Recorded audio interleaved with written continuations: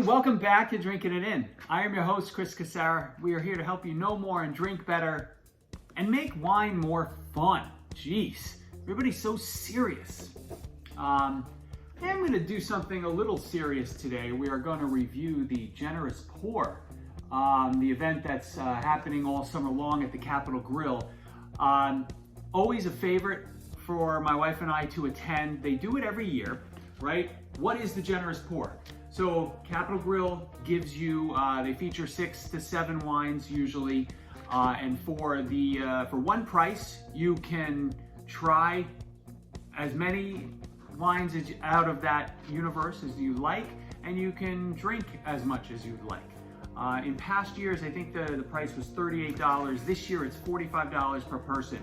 But when you factor in the cost of a bottle of wine or the cost of 2 glasses per person, it's an incredible value and something that I think is people really don't know about. So you also get this nice fun placemat this year. They used to have like a little bit of a fold-out take-home thing that had the wine info, but this year you got a placemat. I like the real edition. So you see up top we have a rosé, 2 whites, and we have 4 reds. So they come out, generally start you with the whites and the rosé, let you have those with your appetizers, and then follow along with the reds for for generally the red meat that you're ordering at the Capital Grille. So this year the wines overall were awesome, right? They were one of the best, if not the best selection that we've experienced as part of the Generous Pour event, and we've been doing it for 5 or 6 years consistently. There were not any clunkers in the bunch. There was only one wine that, again, just didn't really speak to me, but let's go through each of them. So first, the Copain Mendocino Rosé, a really nice, high-quality rosé. Not overly fruity, right? Had plenty of acid, plenty of fruit, but just a beautiful balance, a great rosé wine to start with. If there weren't, the Chardonnay that I'm going to talk about in a moment, if that wasn't there, I would have gone back for much more rosé than I did. Number 2, they got a Sauvignon Blanc in here, California Sauvignon Blanc from Matanzas Creek, very well known winery in Sonoma County. You've seen their bottles on store shelves. This was a really friendly Sauvignon Blanc, not something that was too not too zippy, not too acidic, not too grapefruity, right? It was much more passion fruit, much more tropical in nature, passion fruit mango vibe there. So that was a perfectly good glass of wine. But I think the star of the top row was definitely the Brewer Clifton Chardonnay from Santa Rita Hills. Now, if you remember back, I did a review of the Diatom Chardonnay that is, from the same family, right? It was, I think Greg Brewer is the guy who is the winemaker for that Diatom, and this Brewer Clifton Chardonnay, which is specifically made for this event. Like, they selected certain barrels and made this wine, was just a stunner. It was everything you want in a Chardonnay, in that it was citrusy, it was floral, it was perfectly balanced, had a bit of acidity, and just was effortless to drink. So I don't think you can get that particular wine in the stores, but if you see a Brewer Clifton Chardonnay and it's reasonably priced, it's always a safe option. Let's get into the reds. There were 4 of them. 4 reds. We had a Pinot Noir, a red blend, a Zinfandel, and then another red blend.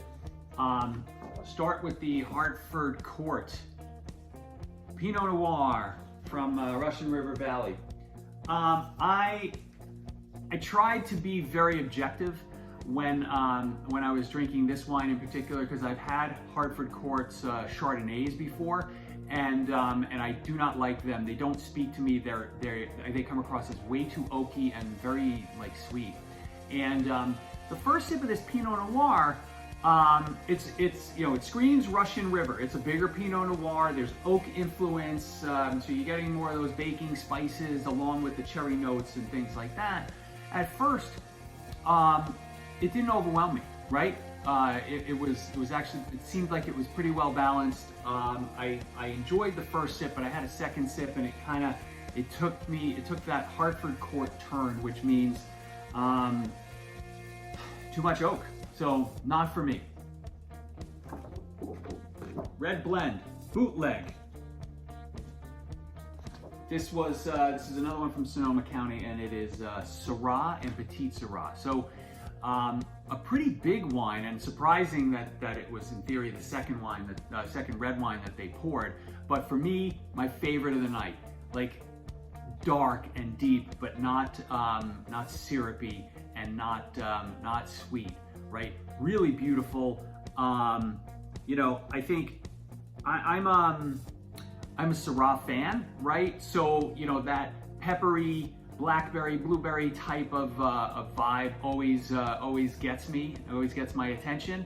My wife really liked the wine, but it was overshined by the Ed Meads Zinfandel from Mendocino County. So Zinfandel, I look at Zinfandel as being similar to Syrah in that they're both big red wines that are always overshadowed by Cabernet Sauvignon. I'm glad they didn't do just like a pure Cabernet Sauvignon as part of this. I think part of it is just that they're expensive too, so it economically might not make sense for the restaurant chain to do. But this Zinfandel, from Ed Meads was really gorgeous, extra velvety, enough dark fruit, right, with a bit of a savory element to it. So just a really nice wine, and one we're going to look to secure for having at home. I want to say we've had the Ed Meads Zinfandel in a prior generous pour 3 or 4 years ago. I have to go back to my records and check, but I remember enjoying it, but not enjoying it as much as this particular vintage, which I'll put at the bottom when I look at the bottle. I forget what vintage it was. And then last but not least was the Legacy red wine, which is a blend of Cabernet Sauvignon, Cabernet Franc, Malbec, and Petit Verdot. It was a perfectly fine wine. It had nice dark fruit. It was pretty well balanced. There was a bit of vanilla that I got on the palate, but it just overall, when it didn't stand up next to the prequel and the bootleg prequel and the Ed Meads. So, I think I'd love to hear if any of you have done the generous pour this year yet, and love to know what you think of these wines. What struck me as odd, and so, all right, let me just reset for a second. So, generous pour is done during the summer. Usually goes from July 1st to September 1st. You still have 3 solid weeks to get there. I think it's an amazing value, right? I mean, if you're someone who goes and has 2 glasses of wine per person or orders a bottle, this is, a stunning value. What boggles my mind, and we did do it a little earlier in the season than we normally do, is that we were there on a Friday night, and there was the 2 of us and 2 other people in the restaurant that had all the glasses in front of them. Not one other person took advantage of this event, and I just don't understand it. Maybe it's in how they market it. As when you come up into the restaurant, right, there's, it's well displayed. They have the wines laid out. They have the generous pour with all the info on it. But people just don't seem to have that interest. They definitely didn't on the night we were there. I just wonder if it's sort of like the rest of the market, right, where people are more interested in having a couple of cocktails than having a couple of glasses of wine. My recommendation is to absolutely get out and experience it. The price jump to $45, it's getting more pricey than it was. I understand the economics. So, but you know, if they didn't deliver this year with the 7 wines, maybe I'd have a different opinion about that $7 price hike. But all in all, a fantastic experience, and you know, get to the Capital Grille before September 1st. Oh, not available in Utah, Pennsylvania, and another state that escapes my mind. I don't know why, but thank you for watching. If you got to the end of this video, God bless you. Thank you for watching. Thanks for all the love. Hit like and subscribe, and I'll see you next time.